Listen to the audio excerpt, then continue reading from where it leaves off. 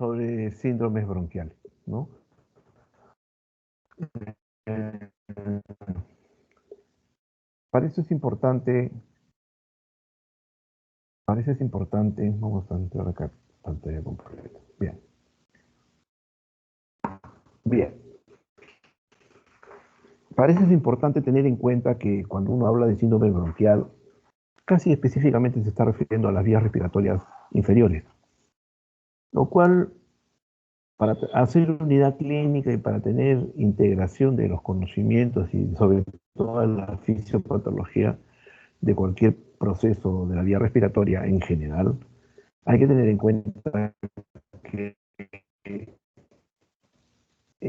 cuando uno estudia un determinado proceso, tiene elementos que inician el cuadro, que continúan y que finalizan. El caso de hablar de síndrome bronquial y hablar solamente de la vía aérea inferior, sería realmente un problema si solamente habláramos de la vía inferior. En este caso estamos incluyendo la vía superior para darle integridad y una mejor explicación y una mejor lógica de los procesos. Los objetivos de la clase, entonces, en ese sentido, va a ser primero identificar la cantidad de síntomas y signos que podrían presentarse cuando uno habla de vía respiratoria alta y baja. ¿Okay? Y en segundo lugar, determinar todas las características que podríamos encontrar en estos síndromes de las vías aéreas. Realmente la clase debería ser síndrome de vía aérea, síndrome obstructivo de la vía aérea. Ese sería el título. Bien. Recordemos por otro lado que cuando hablamos de la vía respiratoria en general, estamos hablando de estos síndromes principales, ¿no es cierto? Un síndrome bronquial, que es el que vamos a conversar hoy día, síndromes parenquimales, síndromes intersticiales, pleurales, mediastinales y vasculares. ¿Algún comentario especial respecto a estos síndromes? Esto es muy clásico, los bronquiales y parenquimales clásicos. Lo que hace 10 o 15 años se ha independizado, este intersticial se ha independizado cuando se hablaba del parénquima pulmonar, del síndrome parenquimal. ¿Y por qué razón?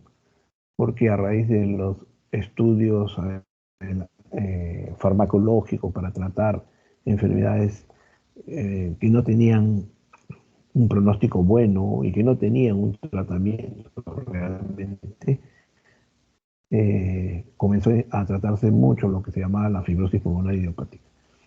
Y el avance ha sido tanto desde el punto de vista de investigación, desde el punto de vista tecnológico, que ha merecido independizarse del síndrome parenquimal y hacer un solo y tener un solo síndrome, debido a que con los hallazgos que se están encontrando hay una variedad increíble de patología, de formas, de imágenes, de presentación clínica, de formas clínicas, de fenotipos, etcétera, que hacen realmente que el síndrome intersticial sea autónomo, ¿no?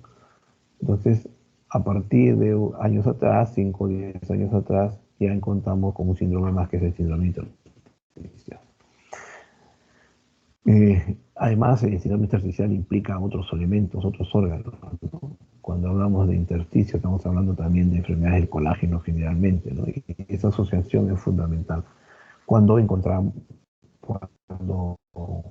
estudiamos esta parte del pulmón. Los síndromes pleurales, que ya son característicos, mediastinales y los vasculares, ¿no? Todos estos síndromes son los que participan en cada patología que presenta un paciente. Les decía yo anteriormente que no existe un paciente con una patología única, es decir, salvo pues que sea de libro, ¿no? Un foco neumónico, por ejemplo, y hablamos solamente de un problema parenquimal.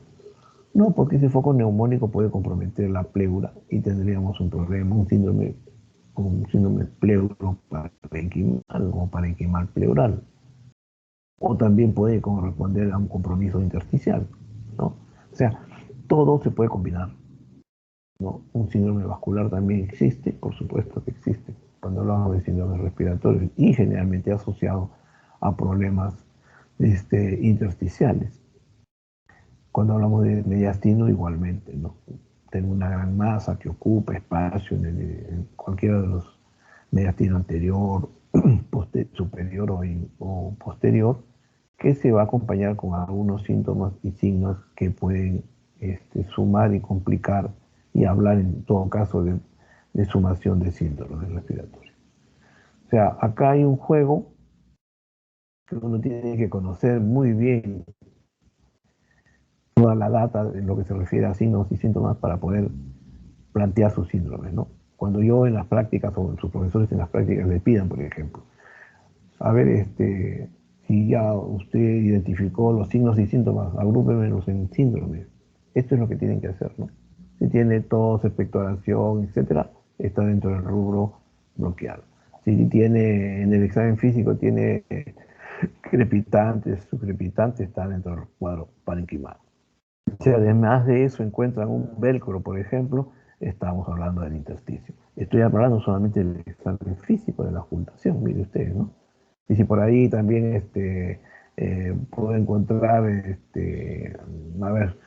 un pequeño derrame pleural asociado, también se puede. Entonces, mire, hay síndrome bronquial, un síndrome parenquimal asociado a un síndrome pleural. Solamente es cuestión de que ustedes encuentren y ubiquen los signos y síntomas en donde deben ser ubicados de acuerdo a la anatomía afectada, ¿no? Ya sea a nivel de tráquea, a nivel de bronquios, a nivel de parénquima pulmonar, a nivel del intersticio, a nivel de pleura o del espacio pleural. Ese es el juego.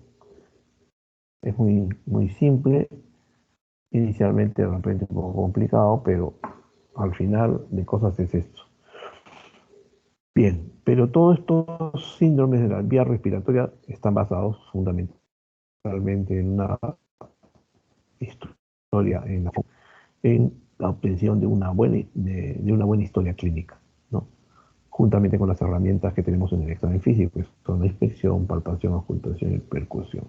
La sumatoria de estos dos elementos nos van a dar una historia clínica que nos dará un 70% probablemente de posibilidades de acertar en el diagnóstico presuntivo de una patología que uno esté estudiando. ¿Okay?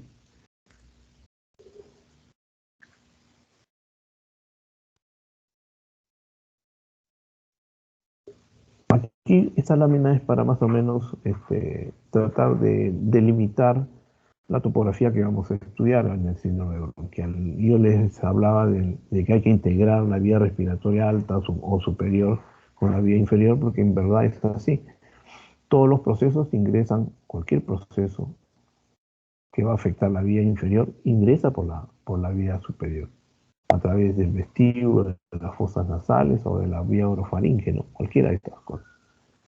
Entonces ingresan y van a trasladarse el aire, por ejemplo, se traslada por todo este sistema de conducción y hasta nivel del cartílago cricoides, a nivel del cartílago tiroides, es donde tenemos en cuenta que esto corresponde a la vía respiratoria superior. ¿Ok?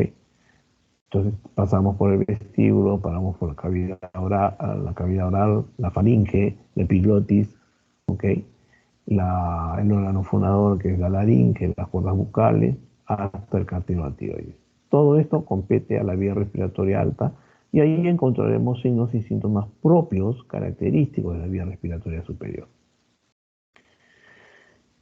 La vía respiratoria inferior se contempla a partir de la tráquea, ¿no es cierto? Con todos sus elementos anatómicos, sus anillos, sus cartílagos que están constituidos, todos estos elementos estructurales, hasta la carina. La carina es esta división que existe entre la tráquea, se divide en la tráquea y se divide en bronquio principal derecho e izquierdo. El lugar donde se divide se denomina carina. Es un lugar, un reparo anatómico también muy importante cuando uno hace una broncoscopía, por ejemplo, ¿no? O sea, elementos que tenemos que tener en la cabeza siempre. Bien, y a partir de acá ya estamos hablando, vuelvo a repetir, de vías respiratorias bajas, ¿no? Con todos sus componentes, el bronquio principal derecho, izquierdo, los bronquiolos secundarios, ya, los lobulares, hasta llegar a los segmentarios, ¿cierto? Y entonces acá encontraremos el lóbulo superior con sus segmentos apical, posterior y anterior. Encontraremos el lóbulo medio, ¿no? El lóbulo medio con sus segmentos 5 y 6, medial y lateral. Y encontraremos el lóbulo inferior con sus otros 5 o 6 segmentos. Entonces, superior, medio e inferior. Encontraremos la cisura también horizontal, recuerden ustedes, y la cisura única, ¿no? E igualmente en el pulmón contralateral, dos lóbulos, el lóbulo superior y el lóbulo inferior. La única diferencia acá es que acá no hay lóbulo medio, pero su análogo más o menos es la língula, ¿correcto? Entonces, cuando hablamos de língula, que está incluido dentro del lóbulo superior, es más o menos lo que embriológicamente sería el lóbulo medio, que no existe, ¿no? Pero que cumple funciones muy similares. ¿Por qué no existe? Por una razón anatómica, ¿no? Cae, está ubicado el corazón con toda su imagen y su volumen y produce esta serie de alteraciones en la pared del pulmón, la va deformando de esa manera para ocupar su sitio anatómico. Eso se llama incisura cardíaca, fundamentalmente. Bien, entonces, lóbulo superior y lóbulo inferior en el lado izquierdo. Y este es más o menos un recuento, si se quiere, para cómo se divide, cómo está constituido todo el sistema bronquial, ¿no? Entonces tenemos los bronquios principales a este nivel, se dividen en broncos lobulares, en los bronquios segmentarios que ya hemos mencionado, y a partir de ahí se comienzan a dicotomizar en bronquiolos, ¿no? 4, 5, 6, 7, hasta el 16. Todo este sistema es un sistema de transporte y conducción del flujo aéreo.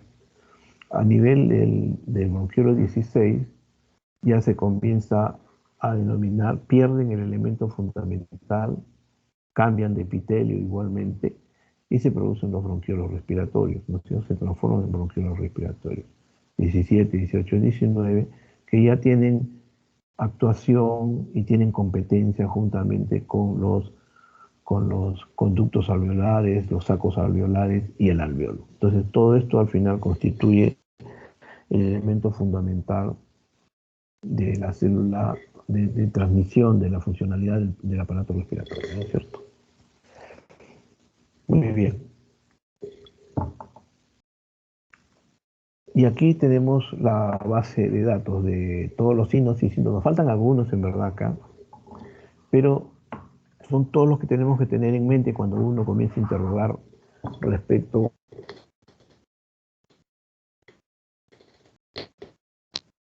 a signos y síntomas que incluyen enfermedades respiratorias, tanto en la vía respiratoria como baja.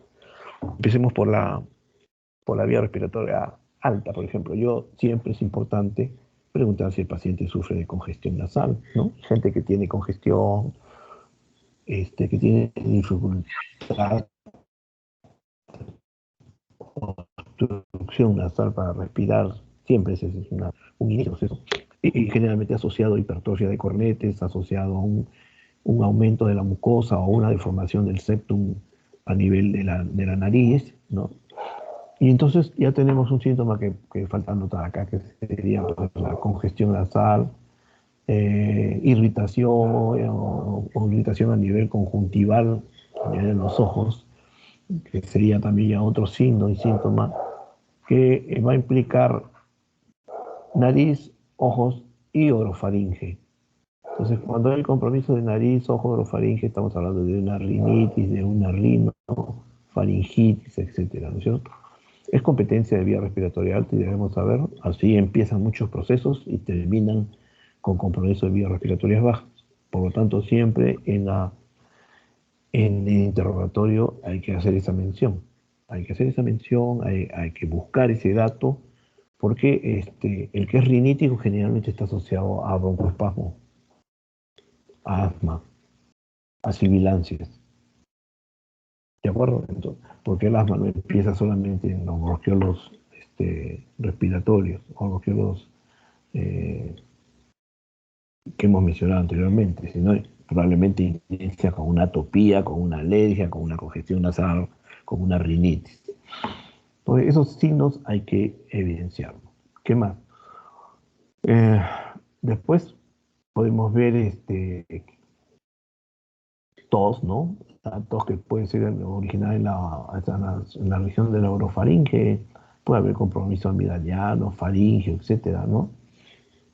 Aquel paciente que respira por la boca o paciente que ronca en las noches, ¿no?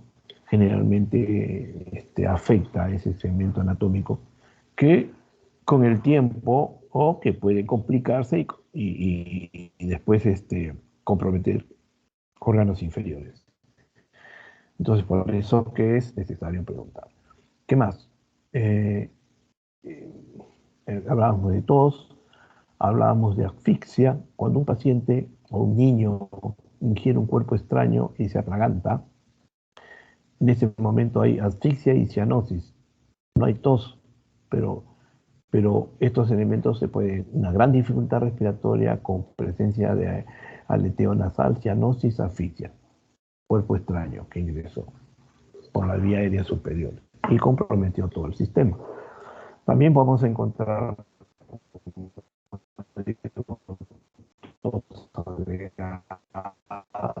con sus siguientes variedades, variedades de todos que hice de las clases anteriores. Después vamos a encontrar disnea, claro que sí. La disnea es un elemento muy importante. Sin embargo, esto, disnea respiratoria es bien comprado, esto va para abajo. En cambio, el cornaje sí, porque cuando hablo de cornaje hay compromiso de tráquea o de laringe o disfonía, que es el otro síntoma que falta acá. Cornaje con disfonía o afonía se suele ver bastante, en forma muy frecuente, comprometiendo la vía superior, ¿no? Y así, y después ya podríamos entrar a hablar de, en el caso de atragantamiento también hay un síntoma, un signo importante cuando usa la musculatura respiratoria accesoria, ¿no? Y los tirajes supraesternal, supraclavicular, etc. Seguimos bajando y vamos a ir encontrando otros síntomas, ¿no es cierto? Y a la disnea con sus diferentes modalidades, disnea de reposo, disnea de esfuerzo, disnea parasítica nocturna, etcétera, etcétera. Seguimos bajando a través de la anatomía que hemos revisado y el paciente tendrá todos con expectoración seca, inicial, se complica, hay producción de moco, etcétera, movilización de la misma y vamos todos con expectoración, de, con, con elementos que se tienen que eliminar. Y entonces ahí nos darán, examinaremos el tórax y encontraremos rocantes, a veces sibilantes, ¿no? Y seguimos más abajo y ahí llegamos a nivel del parénquima, ya todo el tema de conducción que es las tráqueas, los bronquios, etcétera, llegaremos al parénquima pulmonar y en el parénquima encontraremos los famosos crepitantes si es que hay compromiso alveolar o los subcrepitantes si es que existen a nivel de sacos alveolares o bronquiolos respiratorios. Pero encontraremos también los famosos soplos, que ya es expresión de lo que ya explicamos en la clase anterior, ¿no? Asociados a cualquier alteración en el parénquima pulmonar, en el caso del soplo parenquimal, el soplo cavitario, el soplo pleural, el soplo anfórico. Y otros síntomas más que podemos encontrar es dolor o presión retroesternal, ¿no? Expresado en mil formas por los pacientes. Pero lo interesante es que existe una molestia, un dolor, una opresión retroesternal. Esto cuando implica también que la dinámica respiratoria se altere, ¿no? Hay todos estos síntomas que hemos mencionado, la dinámica respiratoria se altera y el paciente respirará más rápido, taquimia, respirará más lento, bradimia, y habrá pulso paradójico en algunos casos donde hay el compromiso de traumatismos a nivel severo, a nivel de las parrillas costales, del tórax, etcétera, ¿no? Es decir, una serie de información que existe ahí, que solamente nosotros debemos clasificarlas, ¿no? Clasificar, esto pertenece a la vía respiratoria alta, esto pertenece a la vía intermedia, la vía respiratoria baja. Y así nos ordenamos en nuestro interrogatorio, cuando hagamos historia clínica, va a ser muy simple. Bien, entonces hablábamos de un síndrome, hoy día tenemos que hablar sobre un síndrome obstructivo, síndrome bronquial. Entonces, el síndrome bronquial implica pues compromiso de la tráquea, ¿no? Y los bronquios principales fundamentalmente. Entonces ahí estamos hablando de que existen afecciones que pueden alterar la estructura interna de estos bronquios, de estos tubos, y que van a determinar con una disminución de su luz, del lumen, del calibre del bronquio, originando de esta manera dificultad y originando un aumento de la resistencia al paso del flujo de aire, tanto para el ingreso como para la salida. Si podríamos definir que los síndromes bronquiales son estos, ¿no? Afecciones que determinan una disminución de la luz bronquial, originando dificultad para el ingreso o salida del aire. Y como todas entidades, hay cuadros agudos que se presentan en corto tiempo, que tienen un tiempo de enfermedad muy corto, reciente, y hay enfermedades crónicas, ¿no? Que afectan al bronquio constantemente, a aquel paciente que tose o que tiene algún síntoma más del tiempo de vida. Entonces, en este caso vamos a hablar sobre bronquitis, por ejemplo, que es un proceso inflamatorio que va a afectar a todos los tubos, a toda la segmentación bronquial que hemos mencionado anteriormente, ¿no? Y un proceso generalmente corto, que ahora lo vamos a comentar. Hablaremos también del término de bronquitis crónica, que hay que diferenciarlo muy bien, de bronquiectasias, que es otro compromiso de los tubos en un estadio mucho más posterior, más crónico, con deformación de toda la anatomía y toda la estructura del bronquio, con lesión y destrucción de las paredes del bronquio. Y después hablaremos de procesos un poco más crónicos, ya que competen ya no los bronquios, ni la tráquea, ni los bronquios principales, etcétera, sino también los bronquios segmentarios tipo asma. Y iremos bajando desde el punto de vista anatómico y llegaremos a los sacos alveolares, a los bronquios respiratorios, a los alvéolos donde se destruirán los tabiques, se destruirán los alvéolos, los sacos, y nos encontraremos frente a un cuadro de enfisema, ¿no? Y por último llegaremos a el EPOC. El EPOC, enfermedad pulmonar obstructiva crónica, significa el camino final tanto de la bronquitis crónica como del enfisema, ¿no? Aquí hay que diferenciar bien que el asma, por ejemplo, es un proceso diferente a la bronquitis crónica y diferente al enfisema, y diferente a la bronquiectasia, se presentan conjuntamente, ya digo yo, un bronquítico yo puedo encontrar sibilantes. En un enfisema también puedo encontrar algunos sibilantes, pero no es la característica mayoritariamente, no es el mayor porcentaje. ¿Okay? Ya lo aclararemos en las siguientes láminas. Bien, entonces vamos a hablar de bronquitis aguda. Para encontrar signos y síntomas también tenemos que conocer patología, entonces no podemos buscar síntomas y signos si es que no sabemos a qué camino nos va a llevar, qué cosa estamos buscando. Entonces, cuando hablamos de bronquitis aguda, estamos hablando de procesos inflamatorios que afectan en forma difusa y en forma autolimitada. Este es algo que ustedes tienen que recordarlo perfectamente. Aguda y autolimitada, que compromete toda la mucosa bronquial y se va a traducir en un cuadro de tos con o sin expectoración y que dura máximo 3 semanas. O sea, en factor tiempo, una bronquitis aguda que te dure más de 3 semanas, ya hay alguna complicación, ya no es una bronquitis aguda. ¿Y por qué? Porque el agente etiológico al que está unido este cuadro de bronquitis crónica generalmente es un componente viral, ¿no? Casi el 80% de los cuadros de bronquitis aguda son debido a virus, influenza, parainfluenza, adenovirus, rinovirus, y un porcentaje menor a otros agentes como el Mycoplasma pneumoniae. ¿Aló?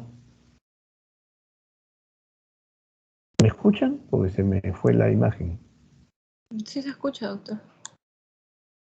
¿Están viendo también? Sí se ve, doctor, sí se ve. Yo los perdí. Ya, a ver. Y decíamos entonces que existen otros agentes, como el Mycoplasma pneumoniae, o sea, gérmenes atípicos.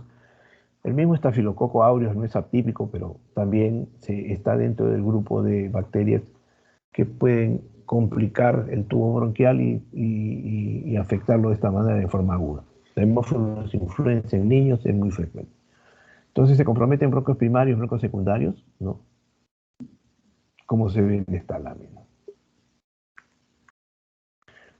¿Cuál es la fisiopatología? Hay una gran respuesta inflamatoria. Frente a la infección del epitelio hay una desnudación.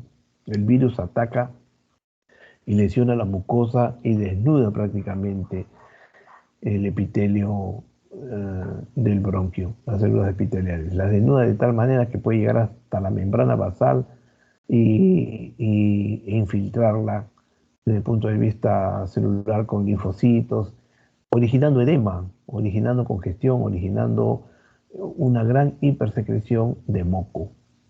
Mucha producción. Las glándulas mucosas comienzan a alterarse, a activarse más y a producir moco. Entonces, elemento más, aparte del proceso inflamatorio y la gran producción de moco que provoca dolor, uno, provoca tos con expectoración, inicialmente tos seca y con expectoración posteriormente, ¿no? Dependiendo del virus. Si el virus es, si se queda en virus solamente será blanquecina, mucosa, serosa. Pero conforme pasen las semanas, si pasa una segunda semana y el paciente tiene pues un foco cercano, aparte de la bronquitis, tenía pues amigdalitis o tenía sinusitis por ahí, una de estas bacterias que se encuentran ahí colonizando normalmente la vía aérea va a complicar y ya vamos a tener la expectoración, el cambio de color en la expectoración y entonces el paciente empezará a toser y expectorar amarillo, verde. Signo indirecto que nos hace pensar de que probablemente hay una bacteria ya metida ahí. Entonces ahí recién se aplican antibióticos y estas cosas. En la primera instancia no, porque generalmente son virales. Entonces ahí con sintomáticos, mucolíticos, antiinflamatorios, sedantes de la tos, se maneja la cosa, ¿no? Bien. El cuadro clínico de la vía aérea es como cualquier proceso catarral, viral, ¿no? Con rinorrea, con fiebre, con dolores articulares, dolores musculares, y inicialmente tos seca, como les dije anteriormente, y después de unos días empieza la producción de moco, por la gran cantidad de la tos productiva asociada a la gran producción de moco.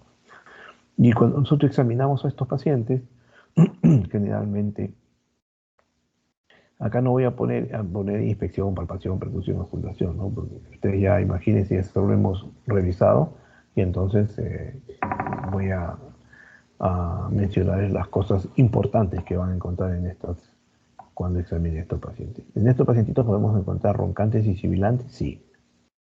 Miren, roncantes y sibilantes, o sea, todo el tubo bronquial transportador está comprometido. Y también, si el compromiso viral compone bronquios pequeños, los bronquios respiratorios, vamos a encontrar que la fase expiratoria va a estar prolongada. Si hay compromiso de estos bronquios pequeños, como digo, vamos a encontrar sibilantes. Y eso va a implicar que cuando examinemos al paciente, la relación inspiración-expiración, que normalmente es 3:1, ¿no es cierto? La inspiración es como 3, la expiración es como 2 y la apnea como 1, 3, 2, 1, se invierte. O sea, la relación IE se invierte. ¿Qué significa? Que la fase expiratoria es más larga que la fase inspiratoria. O sea, es 2:1 o 3:2. Inicialmente es 2/3. Eso es lo normal. Pero cuando hay problemas de tipo obstructivo, se invierte esta relación.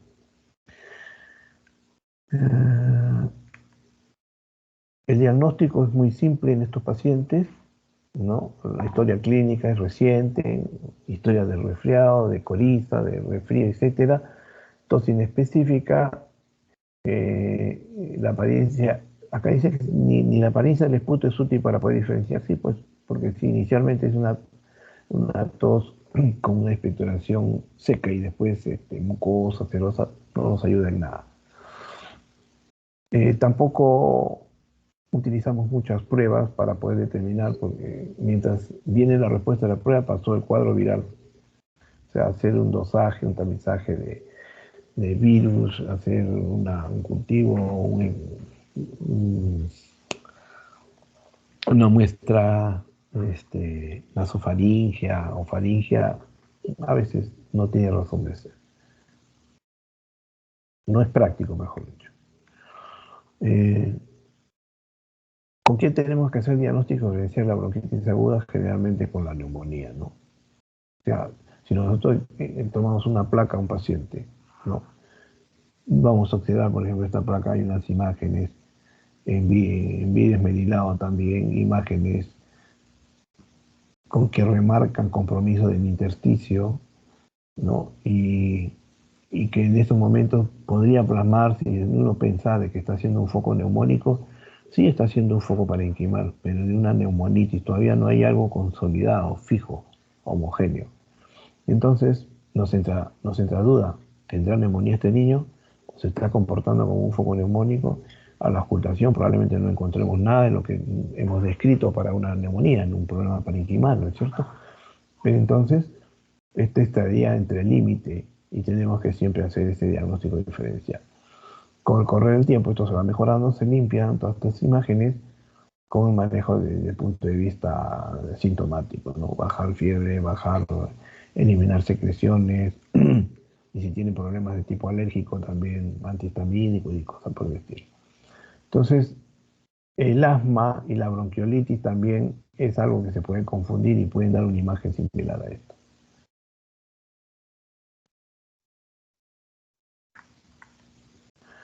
Bien, eso respecto a la bronquitis aguda, cuadro agudo, inflamatorio, que dura más de máximo 3 semanas.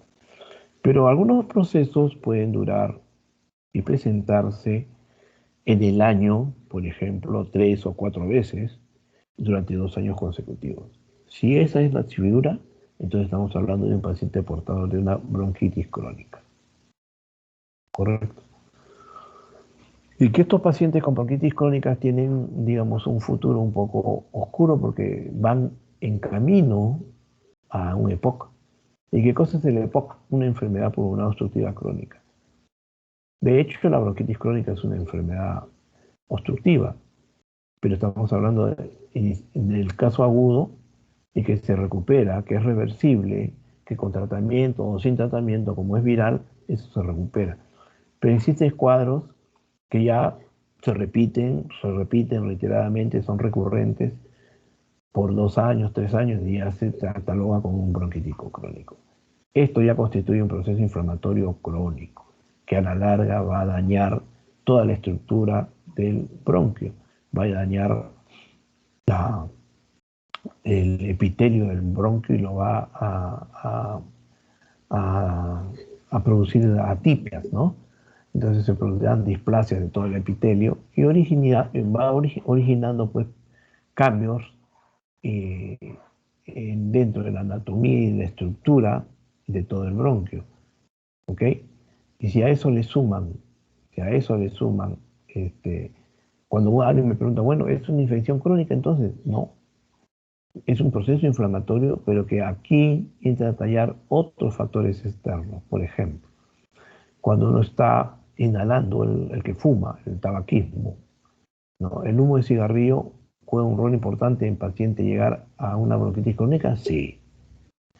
Y el paciente que está expuesto a una serie de sustancias orgánicas o inorgánicas que inhala constantemente y que lo puede llevar, sí, a una bronquitis crónica. ¿Ok? Entonces, eso hay que tener en cuenta. La afección bronquitis crónica son primarios y secundarios. Ojo, cuando hablamos de bronquitis crónica no estoy hablando que hay un compromiso del bronquiolo respiratorio, ni del saco alveolar, ni del alveolo. ¿Ok? ¿Cuál es el mecanismo? Decíamos que hay una irritación permanente sostenida de toda esta inhalación de todos estos elementos orgánicos e inorgánicos, algodón, sílice, minerales, etcétera. Hay una gran producción de moco de las grandes vías respiratorias con hipertrofia de las glándulas submucosas de la tráquea y de los bronquios. Ese es el mecanismo por el cual se produce todo este proceso inflamatorio crónico. De tal manera que a la fundación en la historia clínica, el dato más importante va a ser tos persistente y productiva. Remarcado.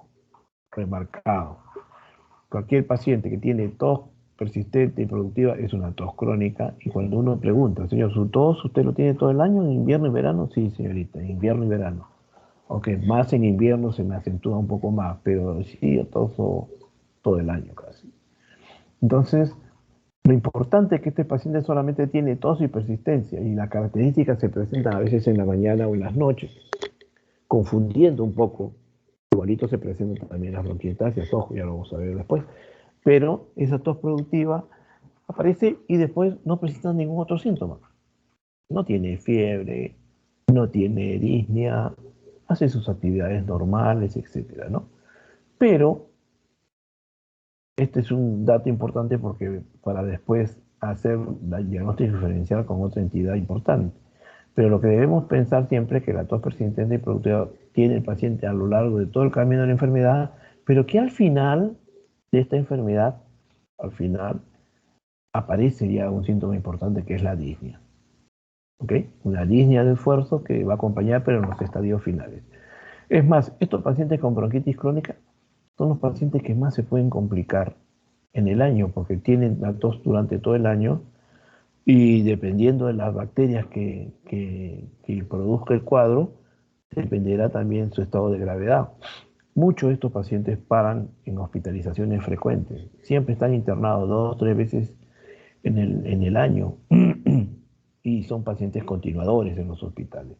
¿Pueden compensarse tremendamente? Sí, se pueden descompensar si es que la bacteria que tienen afecta, ¿no? Si agarra un estafilococo y complica, no solamente hay bronquiectasias, también va a haber problemas a nivel, si aspira el paciente, se complica el parénquima pulmonar, etcétera, y va a producir alguna complicación, lo puede llevar a una insuficiencia respiratoria, motivo de hospitalización.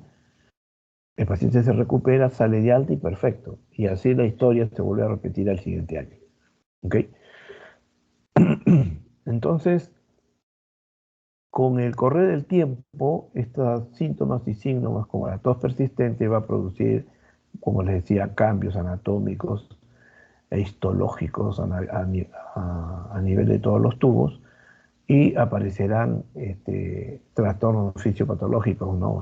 Volverán retenedores de CO2, habrá hipercapnia, habrá hipoxemia. Si uno hace un estudio de gases en estos pacientes, al final va a encontrar esto, ¿no? Aumento de CO2 persistente, hipoxemia y discreta cianosis.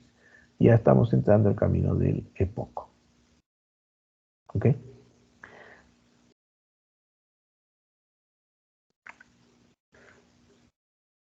¿Cuáles son los factores que desencadenan la descomposición de estos pacientes o la complicación, ¿no? El problema fundamental es que las células caliciformes de las pequeñas vías producen excesivamente, se activan, se hiperactivan y producen moco en cantidad excesiva. ¿Y eso qué origina? Obstrucción de la vía respiratoria, proliferación de virus, de bacterias, o sea, son las infecciones agregadas, y en conjunto estos hacen que disminuya también el estado inmunológico propio del bronquio. O sea, la movilidad, la toilette y todas las defensas naturales que tiene el bronquio se afectan, así como los macrófagos, que normalmente son los elementos que nos defienden en todo el sistema, comienzan a afectar, ¿no? Comienzan a alterarse, a disminuir, menor sobrevida a los macrófagos. Bien, ¿con quién hay que hacer diagnóstico diferencial cuando uno tiene un paciente con bronquitis crónica? Muy fácil, con EPOC en estadios finales. Si yo tengo un bronquítico crónico al final de su vida, del derrotero de su enfermedad, lo vamos a tratar de diferenciar si ya está en EPOC o no. ¿Con qué otro diagnóstico podemos confundirnos o tenemos que hacer diferencias. Pacientes que tienen patología valvular a nivel mitral, en esos que tienen doble lesión mitral, tanto estenosis como insuficiencia. Estos pacientes cardíacos también, más o menos, el cuadro clínico es muy similar y siempre son tosedores, son con expectoración y motivan mucho internamientos también. Pacientes que tienen bronconeumonía infecciosa, obviamente también. Y un poco más, y también la bronquiectasia, ¿no? ¿Cómo diferencia yo una bronquitis crónica de una bronquiectasia? Ahora lo vamos a ver. Y menos frecuentemente cuerpos extraños, neoplasias, ojo, algunas neoplasias se pueden presentar así también, pero no es la regla, pero sí el tromboembolismo, que es un diagnóstico difícil de hacer cuando no se piensa en el diagnóstico. Entonces, mire, tromboembolismo, bronquiectasias, bronconeumonía, patologías valvulares, EPOC, son cosas que tenemos que ir pensando en la cabeza cuando tenemos un paciente con bronquitis crónica. Llegamos a las bronquiectasias. ¿Y qué cosa es la bronquiectasia? Como le decía, el proceso crónico ha llegado a tal extremo que produce ya destrucción de todas las estructuras anatómicas y las coloca en forma irreversible, destruye los cartílagos de tamaño mediano de los bronquios y se destruye el sistema muscular de la pared bronquial y así como el componente elástico. Pierden la consistencia que tiene el bronquio y se comienza a dilatar. Y se dilatan en diferentes formas, en forma saxiforme, en forma globular, etc. De tal manera que se va a producir lo que se llama bronquiectasia.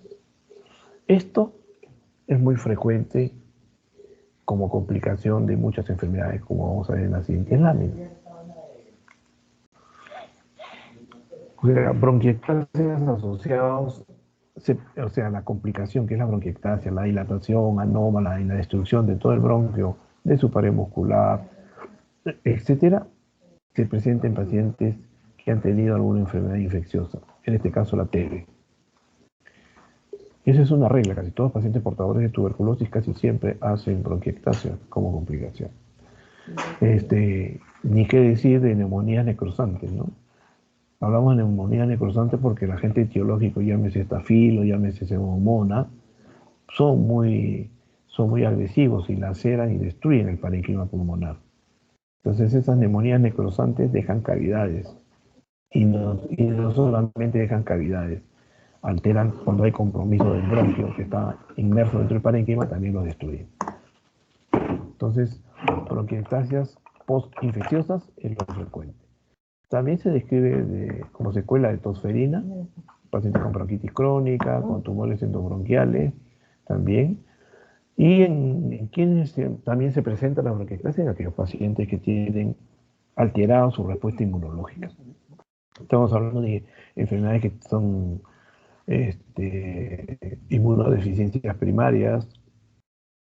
Estamos hablando de pacientes con inmunodeficiencias también secundarias, o sea, secundarias a HIV, a leucemia, enfermedades de esa naturaleza. O de repente están asociados a alteraciones primarias de todo lo que es la escalera mucociliar. Recuerden ustedes que el elemento mucociliar es importante desde el punto de vista embrionario en la función del alveolo. Entonces hay pacientes, como los pacientes portadores de fibrosis quística, como pacientes con el síndrome de Jung y con disquinesia ciliar primaria, que tienen esta patología. Son alteraciones primarias, no solamente eso se presenta no solamente en el pulmón, sino a nivel testicular, etcétera, ¿no? Esta deficiencia de estos elementos provocan también a la larga que el paciente haga bronquiectasis. Neumonitis inflamatorias, también se describe. Pacientes que se aspiran, hay aspiración de contenidos gástricos, el pH del contenido gástrico es conocido, la cera lesiona el tejido pulmonar, la inhalación de sustancias tóxicas también hace la misma función, y ni qué decir de enfermedades congénitas como el Marfan o secuestro pulmonar intraglobal, que es una entidad muy interesante que la vamos a probablemente a discutir cuando hagamos ya la clínica.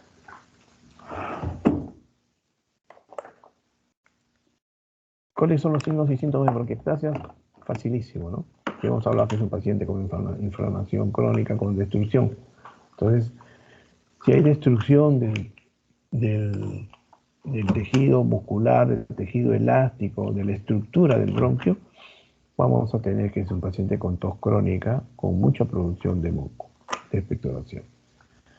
Una tos que se incrementa y que empeora cuando uno adopta una posición, sobre todo el decúbito lateral, que produce disnea, dificultad para respirar, que produce, ustedes lo pueden traducir en la forma que quieran, fatiga, disnea, etcétera, que es un paciente con expectoración, como les decía, y con cierto, en algunos grados, y dependiendo de la bacteria, con halitosis, ¿no? Con un mal aliento, todos con expectoración maloliente.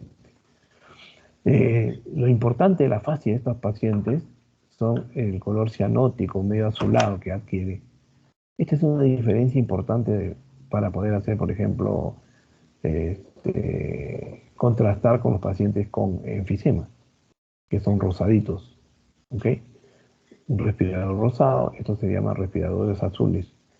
Los pacientes con bronquitis crónica o bronquiectasia tienden a hacer ese tipo de coloración en la fascia.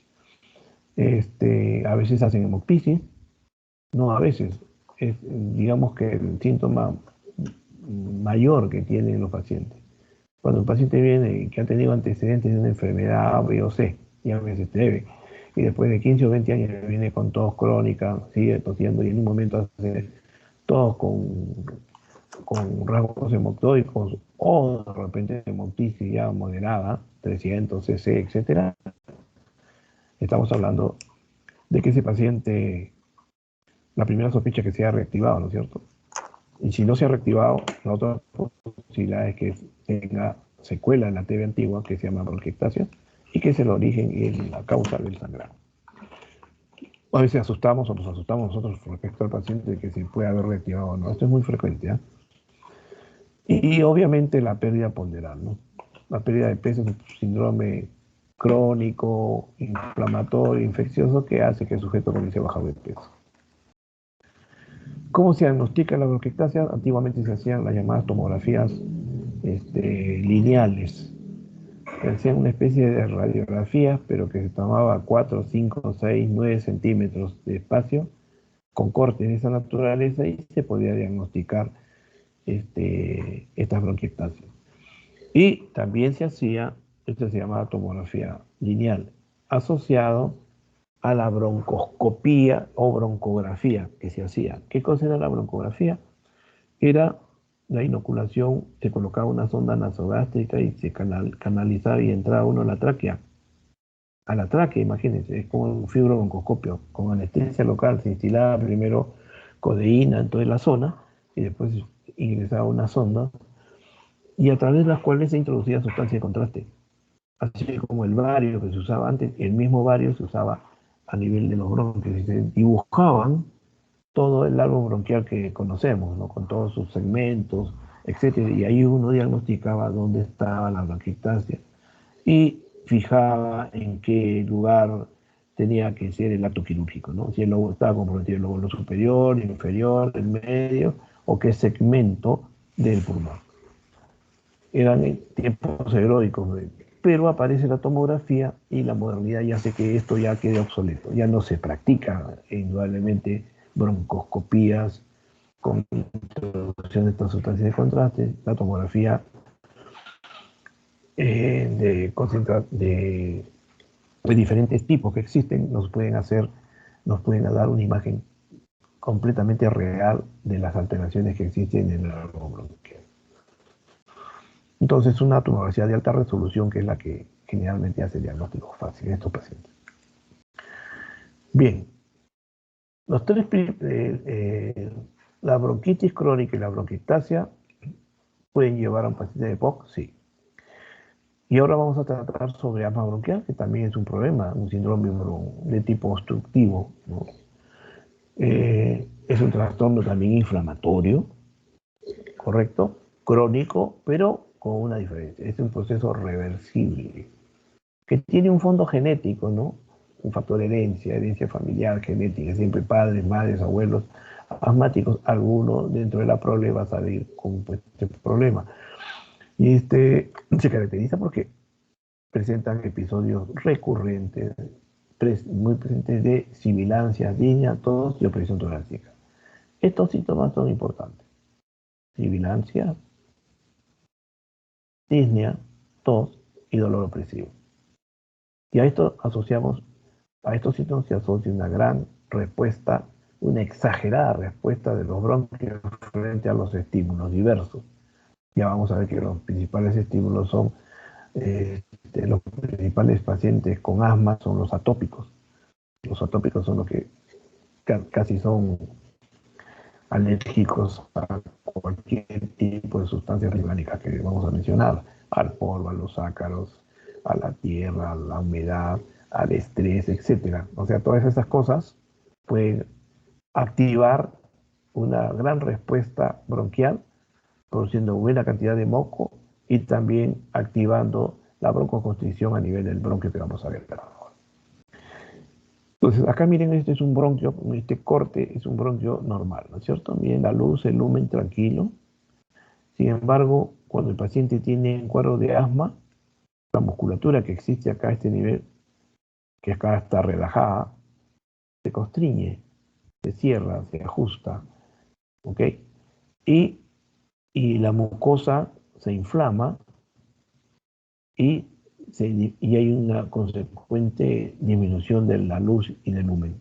El flujo que va a pasar de aire por acá pasa tranquilo, pero cuando pasa por acá hay una turbulencia del flujo de aire y encontramos los famosos sibilantes, ¿no? Ahí vamos a encontrar el silbido característico del proceso asmático.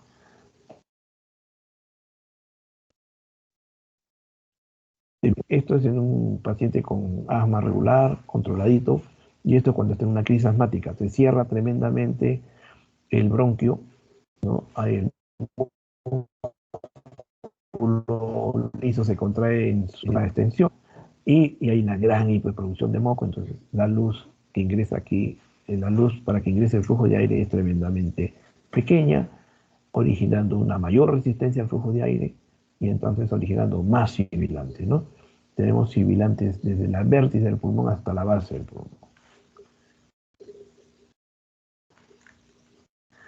Gracias a Dios ese proceso es reversible y eso lo hace de un pronóstico bastante bueno. Pero el asma, de acuerdo a su grado, a su compromiso o la presentación clínica, se puede clasificar, ¿no?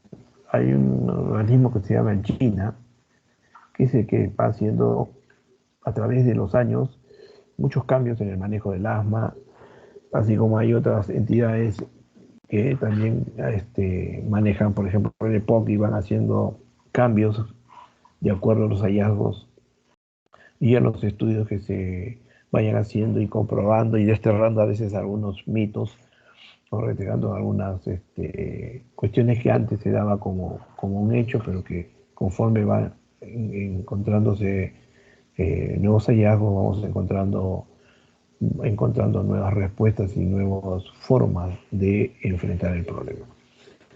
El caso de Gina, por ejemplo, cuando presenta un paciente asma, lo cataloga como, siempre cuando uno tiene un paciente asmático, hay que preguntarle por los síntomas diurnos y los síntomas nocturnos.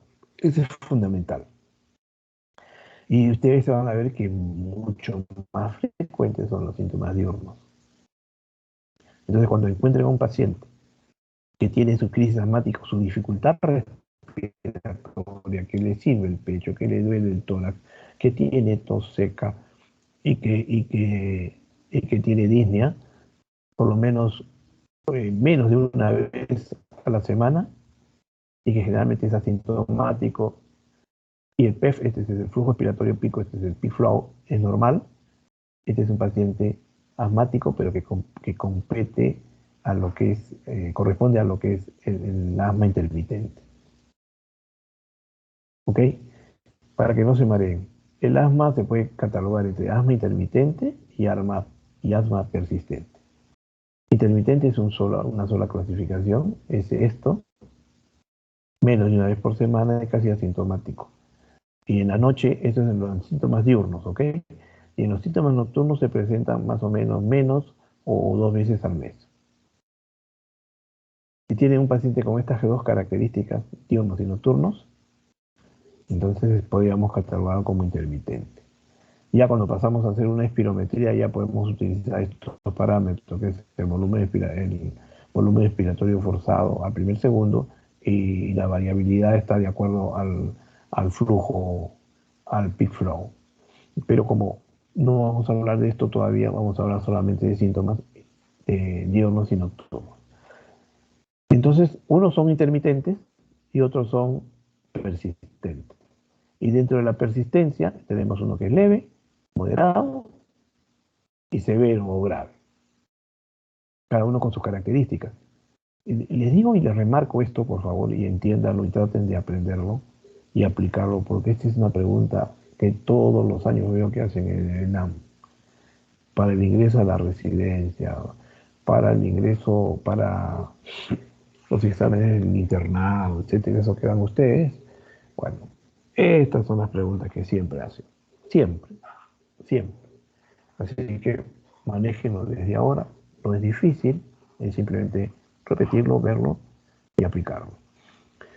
Entonces, el paso 2, paso 3 y paso 4 es cuando encontramos un paciente con asma persistente leve, es aquel que tiene más de una vez, este es menos de una vez, este es más de una vez a la semana, pero menos de una vez por día. Parece que es un jueguito de palabras, pero no es así. Entiéndalo bien, léanlo bien y se calma. Y en la noche, si es más de 2 veces al mes, podemos catalogarlo como un leve persistente. ¿Qué pasa si los ataques ya son diarios y que afectan la actividad del paciente, sea niño o adulto? Ya estamos hablando de una asma moderada persistente. ¿Qué es lo que la ley actualmente exige, ¿no? Cuando a raíz de la pandemia mucha gente labora en forma no presencial, en forma virtual, ¿no es cierto? Y entonces uno de los parámetros que les pedían a los trabajadores es que si tienen asma pueden hacer trabajo a distancia, pero el asma moderada y persistente. O sea, en este estadio. No en esto ni en esto, en el estadio 3. Y cuyos síntomas nocturnos son más de una vez a la semana. ¿Ok? Y por último, el grave es el que tiene pues diario continuamente y tiene actividad física limitada, no puede correr, no puede hacer nada, no puede hacer una actividad social, o el niño que no va al colegio, no puede hacer educación física, etcétera, etcétera, etcétera. Y todos sus síntomas son frecuentes, tanto de día como de noche. Son pacientes que continuamente van al médico, van yendo a la clínica, etcétera. O quítame esta paja, se ponen mal, llevan a la emergencia, a las nebulizaciones y toda la historia. ¿Ok? Entonces, lo que hemos mencionado es simplemente porque tienen ustedes que preguntar cuando se encuentren frente a un paciente con características y estén sospechando que el paciente puede tener broncoespasmo o asma, estos síntomas para poder ubicar qué tipo de asma es, ¿no? No vale decir tiene asma, ¿qué es? ¿Es una intermitente? ¿Es una persistente? Y si es persistente, ¿qué grado tiene? Y esto es fácil retenerlo. Bien, el asma, cuando encontramos asma, las causas etiológicas son 4, digamos, ¿no? Que se menciona en la literatura. Pero el 90% son asma tópica, ¿no? Es lo más frecuente.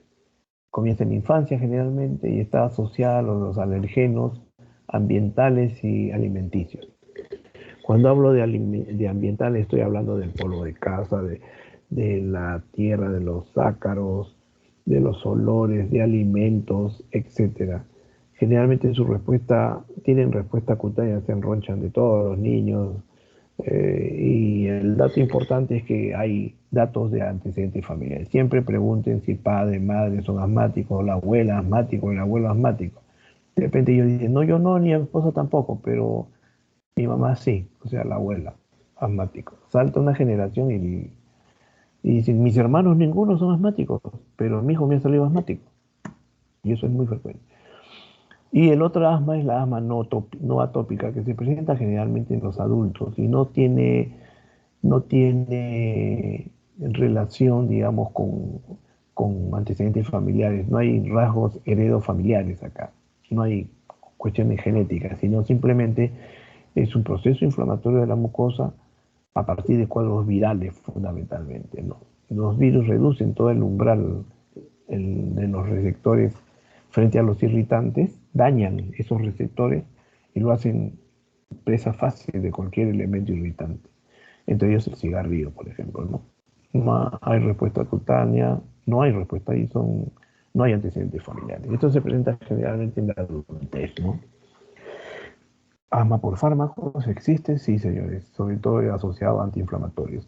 Aspirina, ácido acetilsalicílico, es muy frecuente esto. Asma asociado a otros fármacos o que no sean antiinflamatorios, también antibióticos también producen cuadros de broncoconstricción en estos pacientes.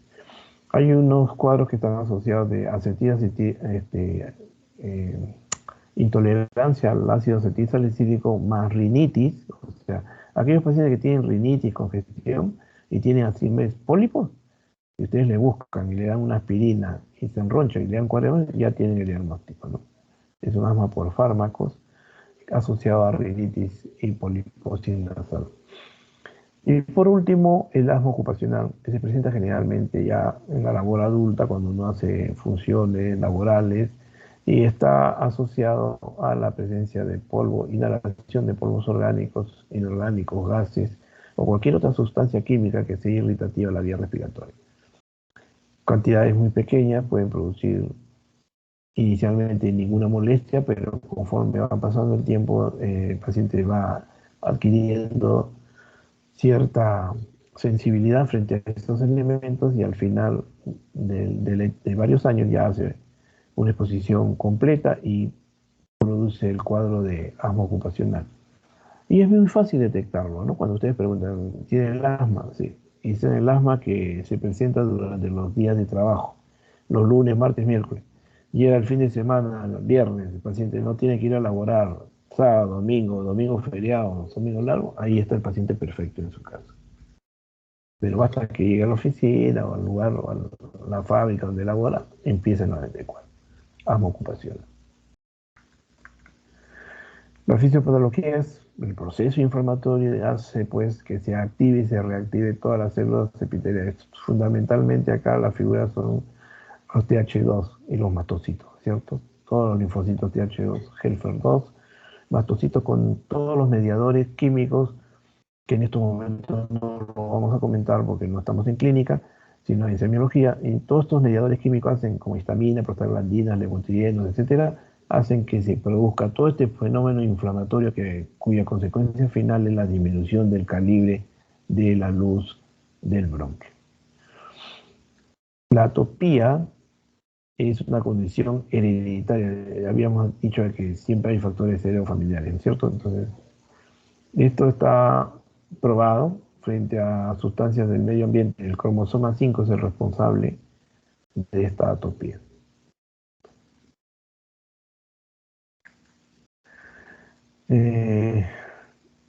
La fisiopatología, hiperreactividad bronquial. Cuando se pregunta qué cosa es la hiperrespuesta o hiperreactividad bronquial, es la tendencia que tiene todo el árbol bronquial ante con una respuesta broncoconstrictora excesiva. O sea, frente a estímulos de diferentes categorías, como hemos mencionado, ¿no?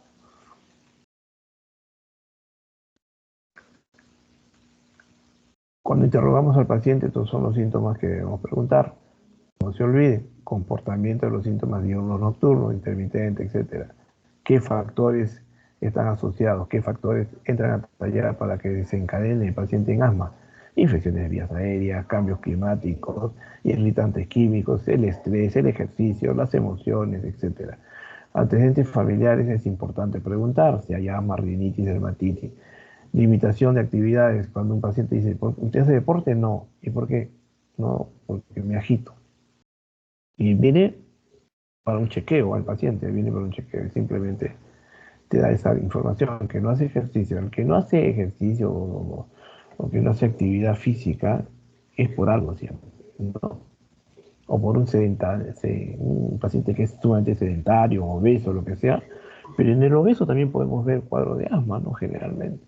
Entonces, este, la otra causa, la gran causa es el proceso asmático. Entonces, eso que provoca en los niños ausentismo laboral, ausentismo escolar en los niños, limitaciones en todas sus actividades educativas, sociales, etcétera. Los síntomas se pueden agravar, sí. Puede llevar hasta hospitalizarse, sí. Pueden ir a emergencias, sí. Se puede morir, sí. Si no hay una actuación rápida. Todos tienen tratamiento. Actualmente no existe ninguna razón para que ningún paciente pueda morir con asma. Sin embargo, sucede. Hay muertes por crisis asmática. El asma, esto lo vas a pasar por alto ya. Lo controlamos, la función pulmonar, las alteraciones gasométricas que se presentan en los pacientes en diferentes fases. Ahora no es competencia. A ver, el asma bronquial, ¿cómo hacemos el diagnóstico generalmente del asma bronquial? Con espirometría. Esto sí, a grosso modo, abuelo de pájaro. Normalmente en una espirometría, esta es una espirometría, ¿no?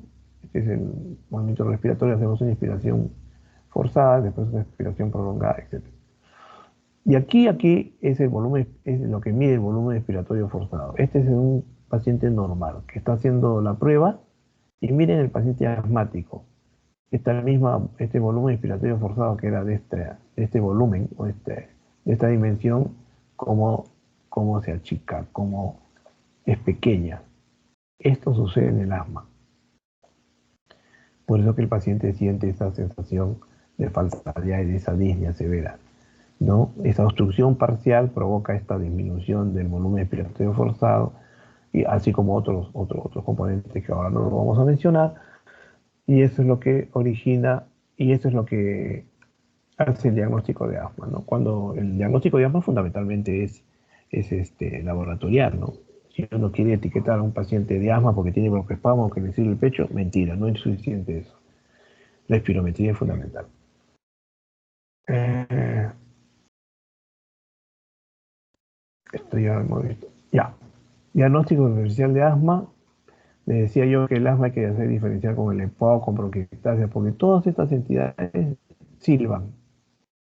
Enfermedades por reflujo. Esto es muy importante, sobre todo en la población adulta. Hay mucha gente de los 50 años para arriba que ya tiene problemas de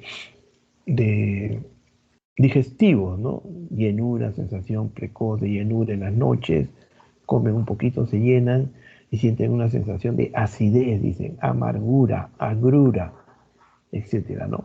¿Eso qué cosa es? Simplemente reflujo gastroesofágico. Y este reflujo gastroesofágico puede que viene del tubo digestivo con un pH diferente, más ácido, con una serie de elementos irritativos, puede llegar a la vía respiratoria y producir fenómenos inflamatorios en el parénquima pulmonar. Últimamente lo que se ha asociado más y en lo que se ha encontrado cuando hablábamos de fibrosis pulmonar es la asociación de el 70% de los pacientes diagnosticados de fibrosis pulmonar tienen asociado reflujo gastroesofágico. O sea, es una entidad que debemos diagnosticarla tempranamente para evitar consecuencias mayores, porque vayan complicando otros órganos, en este caso el pulmón. Entonces, esta asociación es importante. Y en niños, este reflujo gastroesofágico también se presenta y a veces es confundido. Niños que llevan por problemas de tipo congénito, y hacen asma desde el comienzo, broncoespasmos, sibilantes, sus padres lo llevan al pediatra N veces, le dan tratamiento, broncodilatadores, corticoides, etcétera, y el paciente no mejora, y siempre sigue con ese problema de asma y asma. En esos pacientes le hacen ustedes un estudio de endo, endo, una endoscopía y va a encontrar que ese paciente tiene un reflujo, ¿no? Le corrigen esto desde el punto de vista quirúrgico y es un paciente que tiene una atonía en el esfínter esofágico, qué sé yo, alguna alteración, corrigen ese problema y se acabó el problema del asma para siempre, ¿no? Esto produce mucha bronquiolitis también, es muy importante. Hiperreactividad transitoria secundaria de infecciones virales. Cuando yo tengo un chico que tiene un virus ahí, se afectó y tiene fiebre, todo, descongestión, dificultad respiratoria, lo examino y tiene sibilantes, no voy a pensar que tiene asma, pues, sino que ese virus está condicionando esta cierta hiperreactividad y que hace que el paciente responda desde el punto de vista semiológico con todos estos síntomas, ¿no? Pasado el cuadro viral desaparecerá esa semiología. Entonces no asustaría a los padres diciéndoles pues que el paciente tiene asma y que de aquí en adelante hay que manejarlo, etcétera. No, eso ocurre muy frecuentemente, ¿eh? Con difusión de cuerdas bucales, sí, con insuficiencia cardíaca. En los pacientes cardíacos también hay sibilantes. En la obesidad, ni qué decir. En los pacientes con apnea del sueño, en trastorno del sueño, también podemos encontrar sibilantes. En los pacientes con TB, sí. En los pacientes con TB no es lo típico, ¿no? Pero si ustedes tienen un paciente con una secuela de TB o que ha tenido una tuberculosis en el lóbulo superior del lado derecho, se sanó, recibió tratamiento, 6 meses, un año, se recuperó el paciente, está asintomático y un buen día se resfría, va a la consulta, ustedes lo examinan y encuentran, cuando están examinando el lóbulo superior, más o menos en la proyección del lóbulo superior, y encuentran unos sibilantes. Si en ese momento ustedes piensan y le dicen, oye, acá hay unos sibilantes y estás haciendo un cuadro, es un error. Es un error, porque el asma se distribuye de ápices hasta las bases, bilateral. Cuando encuentran una sibilancia focalizada, es por otras causas. No es por otras causas, ¿no? Es porque la estructura que existe ahí ha sido, en este caso de TB, ha sido dañada o tiene una lesión ahí preexistente y cuya modificación con el tratamiento ha producido fibrosis, dilataciones, deformaciones en los bronquios o en los bronquiolos pequeños, de tal manera que silban, cuando hay un estrés, silba ese pecho. Pero eso no quiere decir que yo le voy a dar pues un corticoide inhalado o un broncohilatador a ese paciente en ese momento, no, porque ese no es el problema de fondo. El problema de fondo es un cuadro viral. Manejo cuadro como cuadro viral, con sintomáticos, etcétera, y el paciente va a mejorar en 5 días, en 6 días. Pero ese es un error muy frecuente. Entonces, todas estas entidades hay que hacer diagnóstico diferencial con asma. Bien, y entonces llegamos a dos entidades que sí, que es la bronquitis crónica y el enfisema, que forman parte del complejo de POC. Cuando hablamos de enfermedad pulmonar obstructiva crónica, cuando hablamos de síndrome obstructivo, generalmente hablamos de todas estas patologías, y en especial en los pacientes crónicos de asma, bronquitis crónica y enfisema. El asma no forma parte de POC, por si acaso, pero la bronquitis crónica y el enfisema sí. Entonces, tendremos que hacer algunas diferenciaciones entre qué cosa es una bronquitis crónica y qué es un enfisema. Y desde el punto de vista semiológico, acá tenemos este cuadrito que nos va a ayudar a aclarar el asunto. Por ejemplo, qué característica tiene el paciente con enfisema y con bronquitis crónica respecto a la disnea, por ejemplo? Y eso cuando uno está preguntando y examinando al paciente. Señora, ¿usted tiene tos? Sí. ¿Y le falta el aire? No. Si me dice que no le falta el aire, que camina normal, que tiene su tos y su expectoración, como decía anteriormente, y no le falta el aire y no se agita, probablemente esté refiriéndose a que ese paciente pueda tener una bronquitis crónica. ¿Correcto? Porque hemos dicho que las disneas solamente aparecen ya en estadios finales de la bronquitis crónica, ¿no? Las disneas se aparecen en forma tardía, en forma final. Pero en cambio, en el paciente con enfisema, sí es algo fundamental.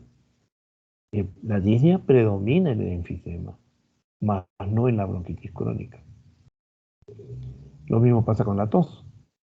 Si yo evalúo el signo, el- el signo tos o el síntoma tos, vamos a tener que en el enfisema, en el paciente enfisematoso, el paciente no tose, es escasísima. Nunca van a escuchar un paciente inicialmente con enfisema que tos. En cambio, en el bronquítico crónico es el pan del día. Todos los días su solo de tos en la mañana, en el día o en las noches. Ojo, expectoración. El enfisema, no hay, si no hay tos, no hay expectoración. O sea, es rarísimo ver que un paciente con enfisema tosa y expectore.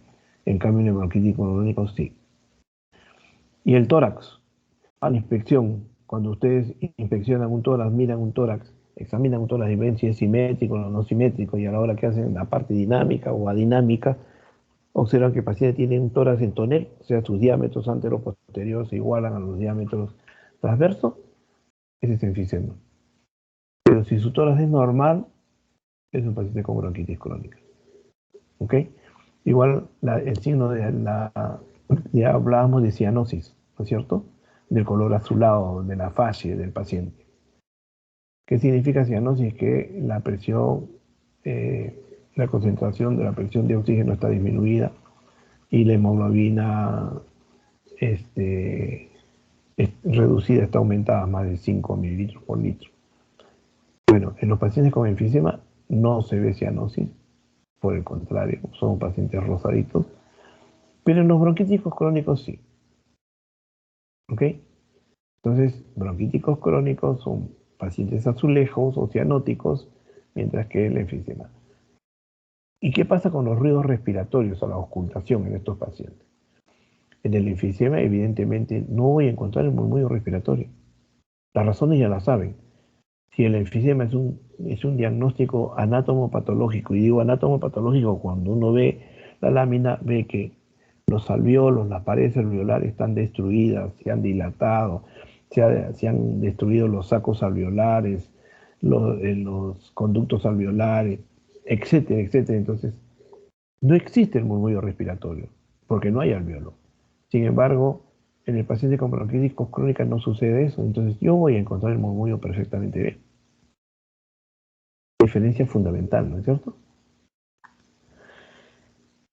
Y acá más o menos es un condensado de lo que hemos dicho, ¿no? El paciente con enfisema tiene su disnea es muy severa, muy grave, presente, tiene poca tos, y la tos cuando se presenta, en el caso que se presenta al final de la enfermedad, postdisnea.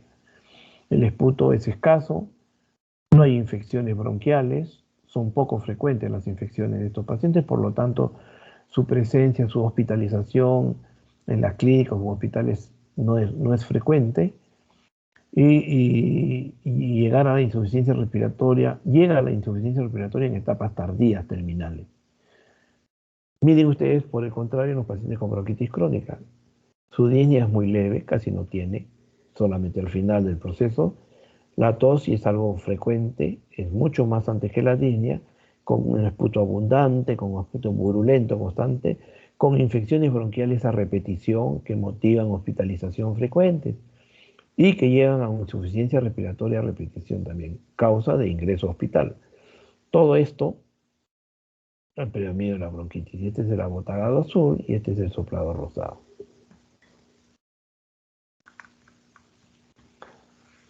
Sigamos con la inspección. Estamos haciendo algo un poco desordenado, pero bueno, a la larga. La inspección que vamos a encontrar en el paciente con enfisema. El paciente con enfisema es un paciente generalmente delgado. Miren, delgado, casi famélico, ha perdido mucho peso, su curva ponderal se ha venido abajo conforme va pasando los días de enfermedad o el tiempo de enfermedad, que usa mucho su musculatura accesoria respiratoria para respirar bien. Van a mirar ustedes que el paciente va a tener los esternocleidomastoideos a todo meter, que hay tiraje supraescapular, supraesternal o tiraje costal, ¿no? Y que un paciente que está con una taquidia frecuente, con una expiración prolongada, característica de un proceso obstructivo, ¿no es cierto? Y siempre se van a sentar así, con una inclinación del tórax hacia adelante. Cuando vean un paciente sentadito y que se va hacia adelante y se apoya en las manos en las rodillas, es típica la posición de un paciente con enfisema. Esa es la única posición en que ellos encuentran un poco de alivio a su disnea. Estos pacientes tienen, como les decía, el cuello, revisan el cuello, tienen ingurgitación yugular, el tórax lo van a ver en tonel, horizontalización de las parrillas costales, tiraje de espacios intercostales, etcétera. Van a encontrar el signo de Litten, el signo de Huber, etcétera. Además de ver manos, dedos hipocráticos con uñas en videos de reloj, que es característico de los pacientes con enfisema. Las suyas en vídeo de reloj es sinónimo de hipoxia, de concentración baja de oxígeno en el paciente. En el otro lado de la vereda encontramos a la inspección en los pacientes con bronquitis crónica. Como verán, es un tipo más pínico, ¿no? Más gordito, ¿ok? Y que medio a su lado hay una cianosis a nivel lingual, a nivel de mucosa. Su paciente con una frecuencia respiratoria, si está en reposo normal y no utiliza musculatura accesoria, ojo. En cambio, el paciente con enfisema sí pone al 100% la utilización de toda la musculatura accesoria que exista supletoria para poder ventilar mejor.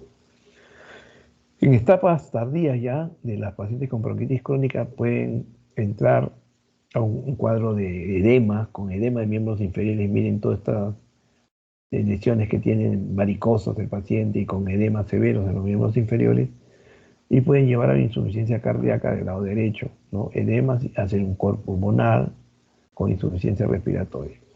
Entonces, estos pacientes con bronquitis crónicas terminan en esa situación.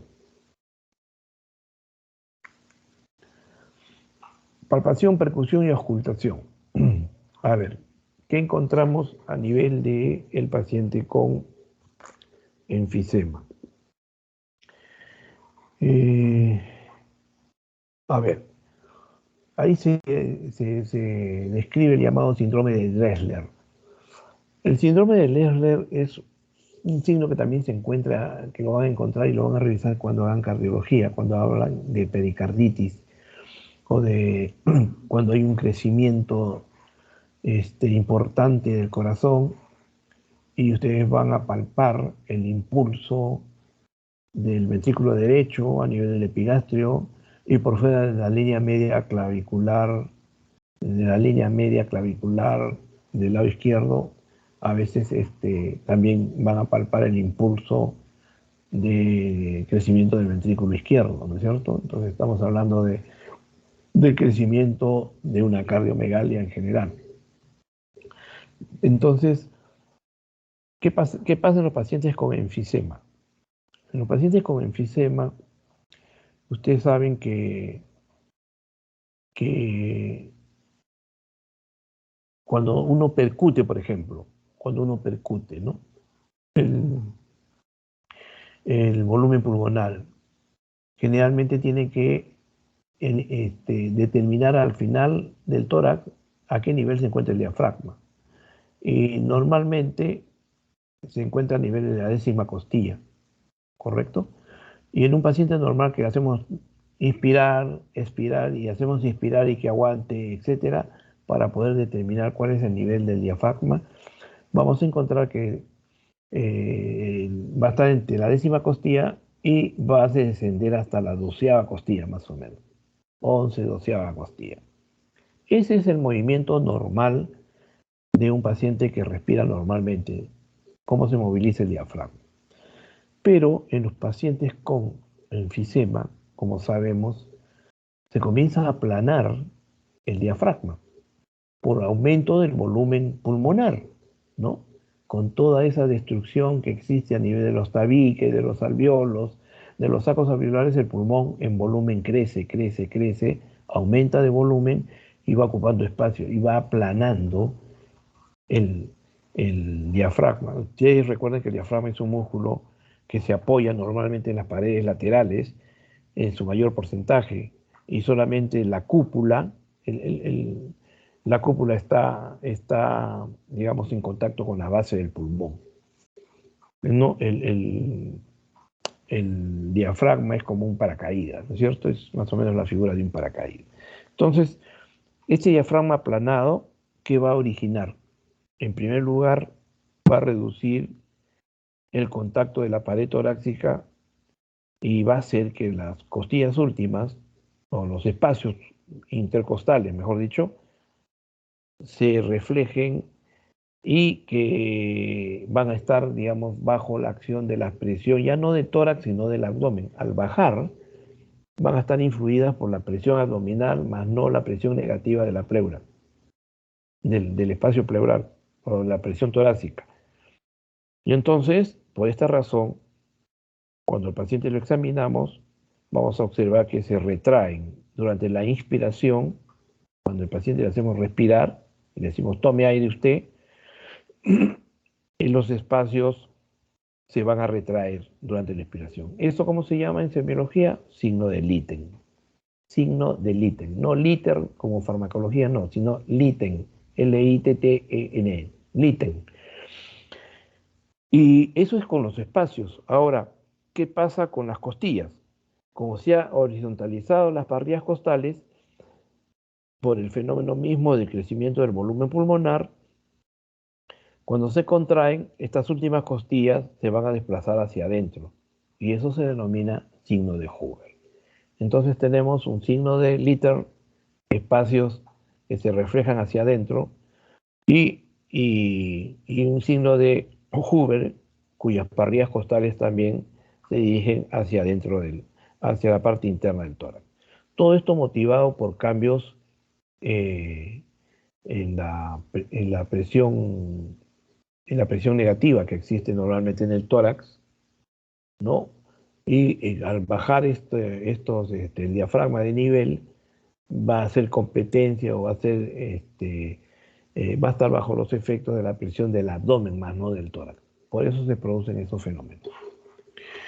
Bien, entonces, signo de Litter, signo de Hoover, eso es característico de enfisema. En la percusión ya hemos dicho esto. Y en la ocultación vamos a encontrar el murmullo vesicular disminuido, evidentemente, porque no existe parénquima, ¿no es cierto?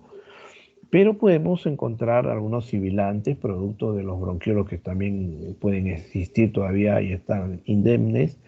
Podemos encontrar algunos roncantes, sí, porque durante el fenómeno de la destrucción es todo un proceso, no es una cosa tácita que se dice hasta aquí nomás se lesiona y aquí nomás, no. Es importante entender que está integrado todo. Entonces yo puedo escuchar roncantes, sibilantes, no en la magnitud de un paciente con asma, pero puedo escucharlo. Pero lo que sí es difícil que encuentres es que el murmullo vesicular. Bien, entonces estamos aquí. Sibilancias y sectores. ¿Qué pasa en los pacientes con bronquitis crónica? Ahí no pasa nada. Generalmente ellos tienen edemas, como les decía anteriormente,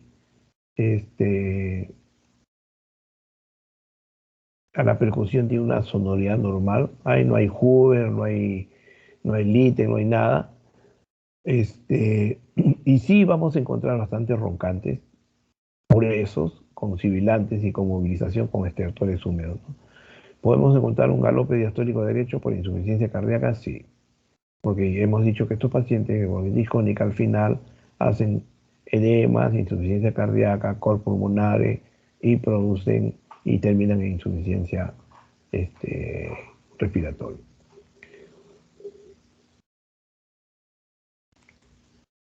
Esta es una placa de tórax que más o menos trata de graficar qué sucede en los pacientes con enfisema. Miren ustedes, en esta placa de tórax siempre hay esta zona que es la trama broncovascular, ha sido desplazada.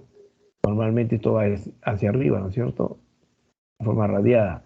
Pero en este caso ha sido desplazada y pegada hacia la región del ilio de la base interna del emisor del lado derecho, dejando este espacio transparente, aclarado, sin elementos visuales, ni bronquios, ni vasos, ni nada por el estilo.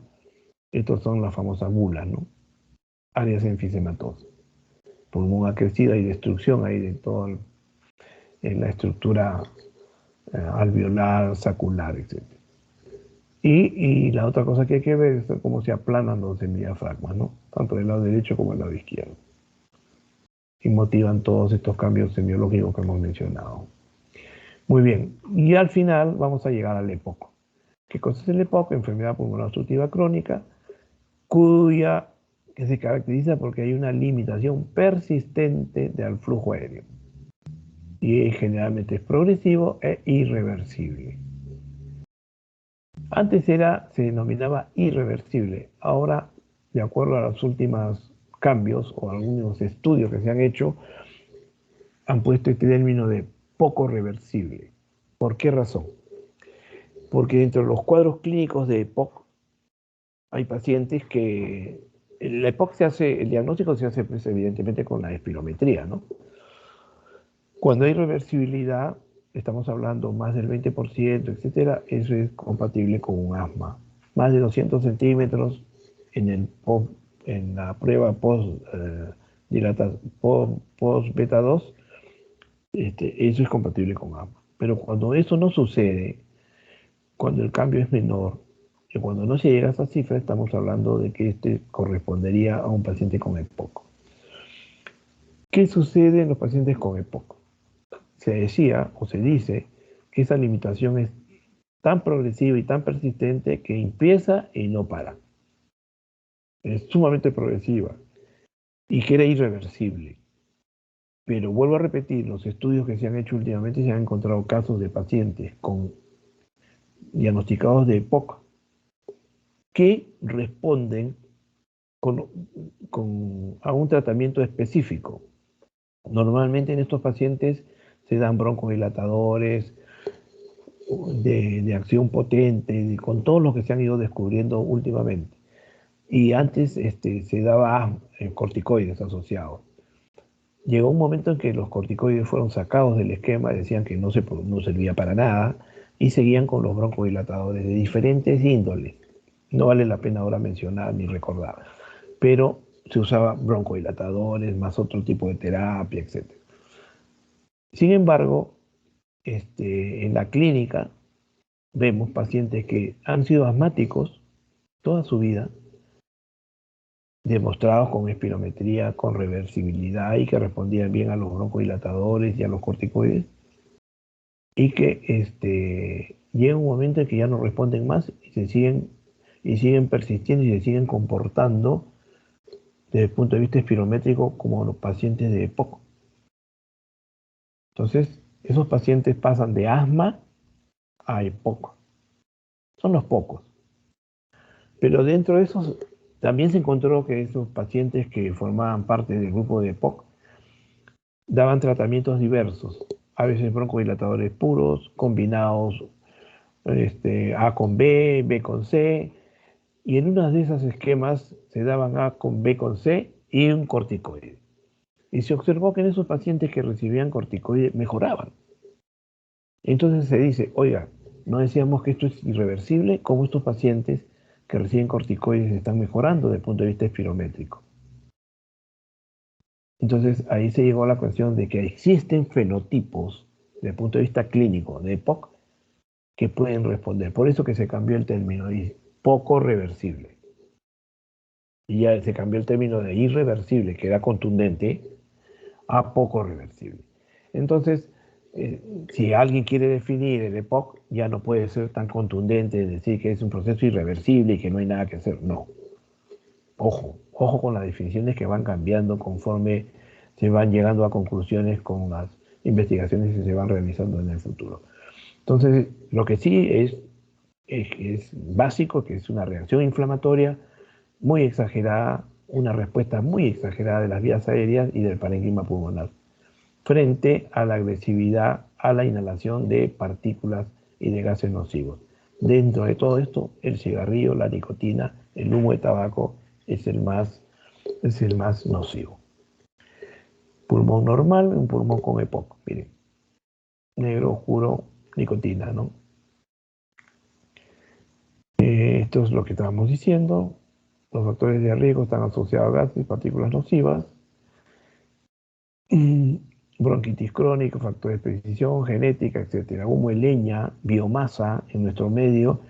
En nuestro medio el EPOC no está asociado al humo de cigarrillo porque el peruano no consume mucho tabaco, por cuestiones económicas o por, no sé.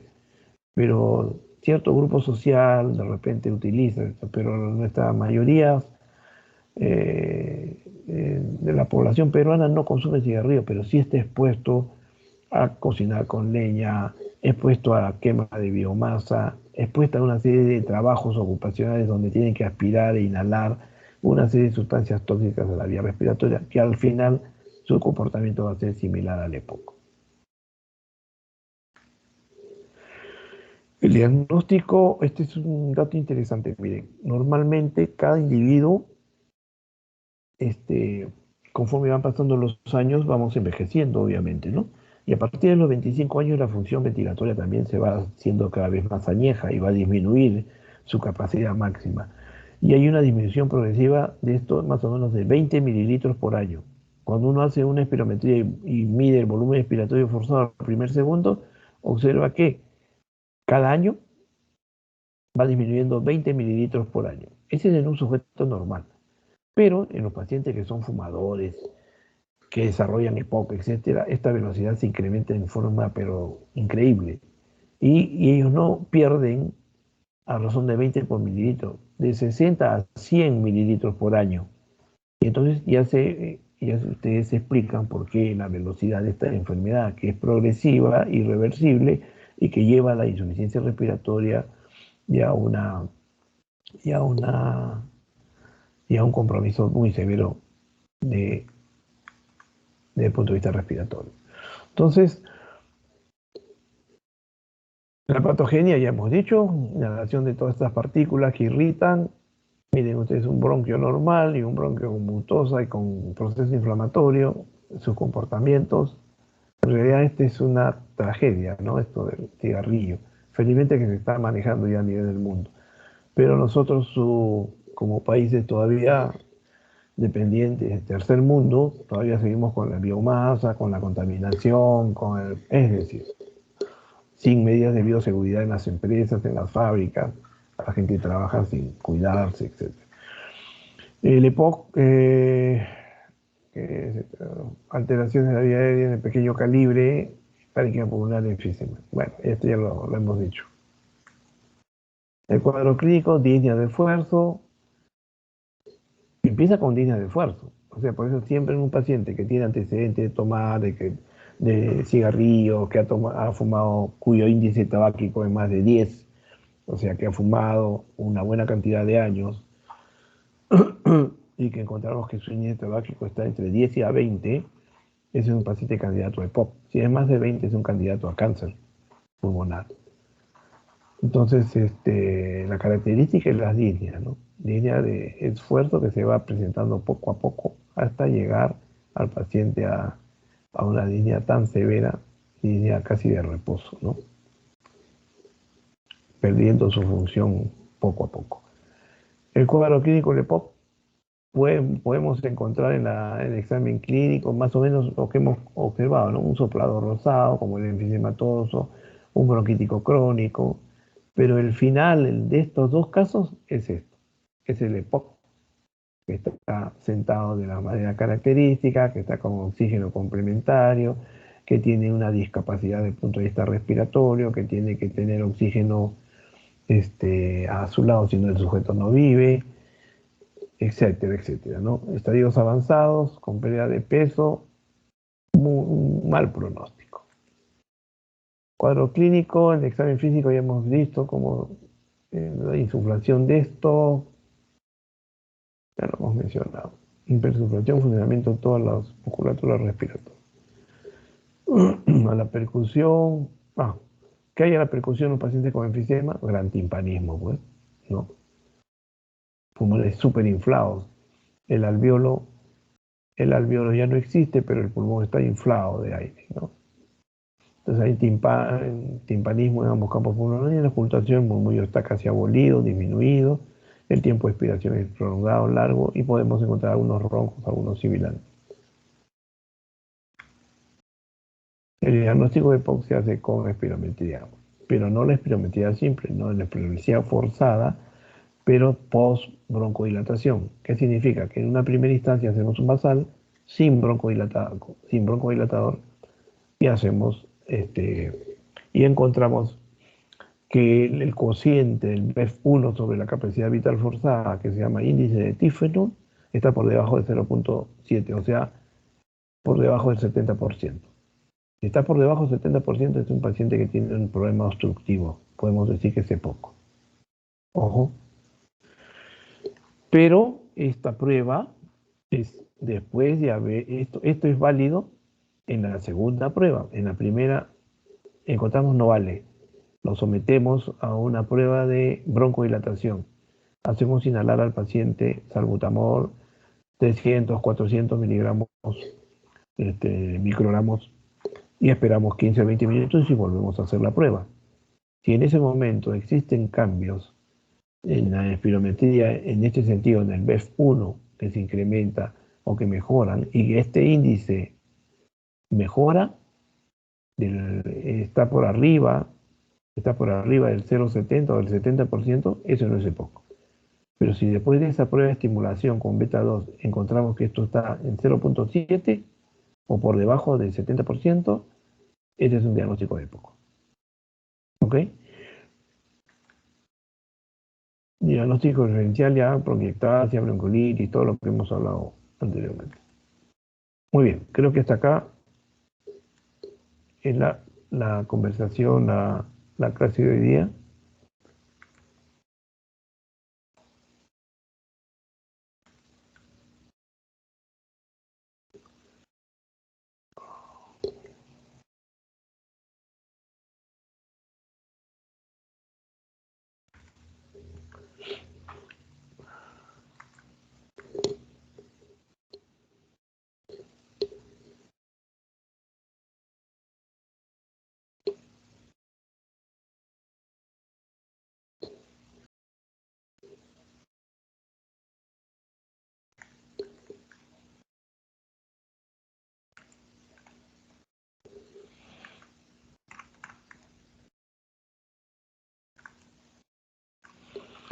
Ok, no sé si existe alguna pregunta.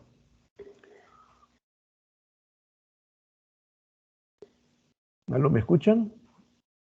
¿O ya salieron de la clase? ¿Aló? Sí se lo escucha, doctor.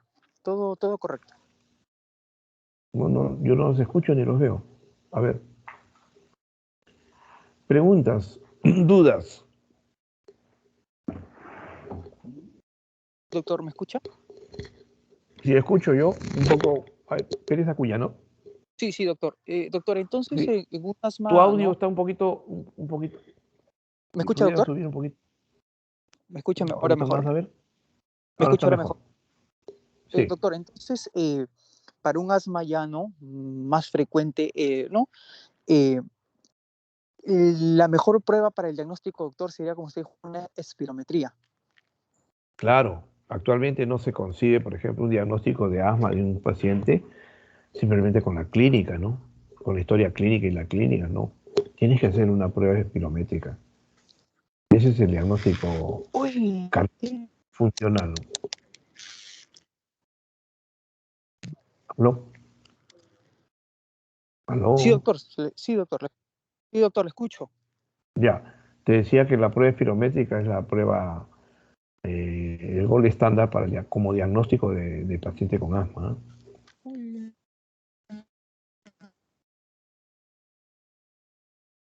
¿Alguien más?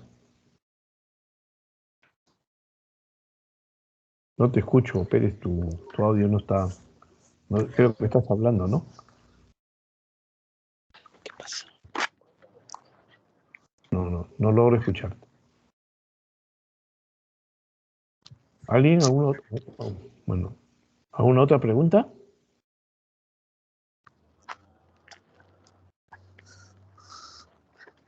Todo quedó claro.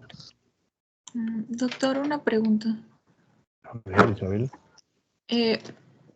¿Una persona con asma grave o persistente puede mejorar y, digamos, volver hasta leve o intermitente o siempre va a permanecer en esto? Claro. Cuando digo que el problema del asma es un problema reversible, significa que tú puedes volver a cero, a zonas basales, si haces un buen tratamiento, un buen diagnóstico. Y sobre todo si eres consciente y disciplinado en el manejo del asma. Eso depende del paciente. Y depende del manejo médico también, obviamente, ¿no? Ahorita existen unas herramientas increíbles desde el punto de vista farmacológico para poder manejar En estos momentos ya no se concibe que un paciente asmático no pueda hacer sus actividades normales. No es como hace 40 o 50 años que el asmático era un tipo limitado, se podría decir entre comillas medio discapacitado. Yo recuerdo que en el colegio tenía amigos asmáticos que no hacían educación física, no jugaban, no hacían deporte, no hacían nada. Y su examen de educación física era hacer dibujitos de los ejercicios que nosotros hacíamos.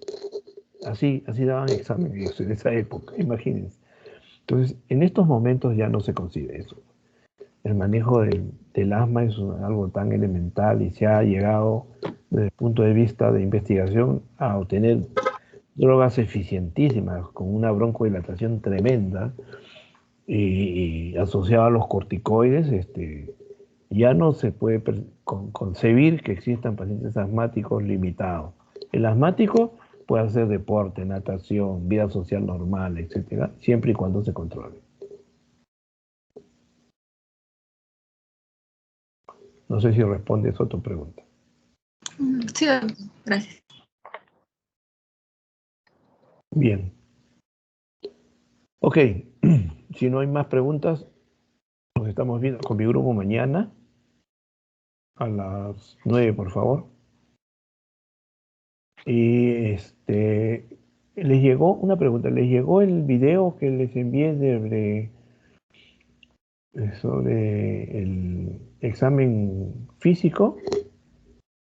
¿Lo Sí, revisaron? doctor. Sí, doctor. Sí. Ya. Ok, yo creo que ese video va a ser de bastante ayuda ya que no podemos hacer esto presencial, sobre todo las técnicas, ¿ah? La percusión, la palpación, la ocultación, los lugares donde tienen que examinar, todos esos detalles, por favor, mírenlos y traten de practicarlos con sus familiares, con sus hermanos, familia, quien sea, pero hagan el ejercicio, ¿no? Hagan el ejercicio, traten de limitar, a percutir, traten de encontrar el nivel del diafragma, hagan respirar a su paciente, inspiración profunda, aguanta ahí, comiencen ustedes a percutir y después delimiten el nivel inferior, que haga expiración nuevamente y van a movilizar ahí. Eso es un buen ejercicio. Igualmente con la ocultación, ¿no? Bien, entonces nos estamos viendo. Mañana tienen clase con quién? ¿Quién es la delegada del grupo A? La Mayumi, doctora ¿no?